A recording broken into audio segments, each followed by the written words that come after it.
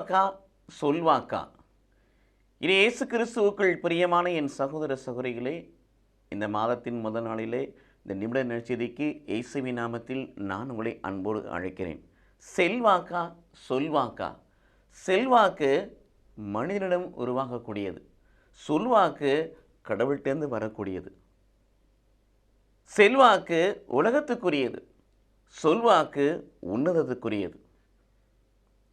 செல்வாக்கு மனித பெருமையை அது காண்பிக்கும், ஆனால் சொல்வாக்கு கடவுளுடைய மகிமையை வெளிப்படுத்தும். இது இயேசு கிறிஸ்துவுக்குள் பிரியமானவர்களே, இங்கு செல்வாக்கு ஜெயிக்கவில்லை, சொல்வாக்கு தான் ஜெயித்தது. ஆம் பிரியமானவர்களே, இயேசு கிறிஸ்து உயிர்த்தெழுந்து விட்டார். ஆனாலும் அந்த தலைமை குருக்களெல்லாம் ஒன்று கூடி என்ன பேசிக்கொள்கிறார்கள்?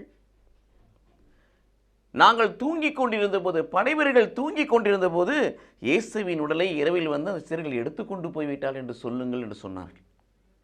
அவர்கள் செல்வாக்கை பயன்படுத்தி இயேசு உயிர்க்கவில்லை என்பதையும், இயேசு கிறிஸ்துவின் உடலை சிறுகள் தூக்கிவிட்டு சென்று விட்டால் என்பதை நீங்கள் பறைசாற்றுங்கள் சொன்னார்கள்.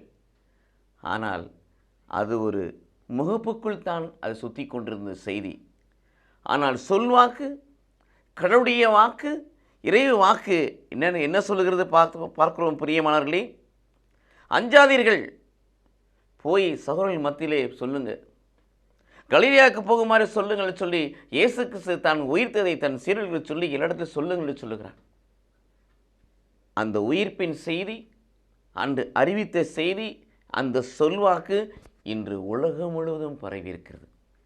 செல்வாக்கு மறைந்து போனது, சொல்வாக்கு உயிர் பெற்று வளர்ந்து கொண்டிருக்கிறது. இது இயேசு கிறிஸ்துவுக்குள் பிரியமானவர்களே, நாமும் செல்வாக்கை நம்பி அல்ல, கடவுளின் சொல்வாக்கை நம்பி அதற்கு ஏற்ப வாழ்வோம். அதுவே வளரும், வாழும், உயிர் பெறும். அத்தகைய நிலைப்பாட்டுக்குள் நம்முடைய வாழ்வை அர்ப்பணிப்போம். இயேசுவின் உயிர்ப்பின் மகிழ்ச்சியில் திளைத்திருப்போம். கடவுள் நம்மை ஆசீர்வதிப்பாராக. ஆமென்.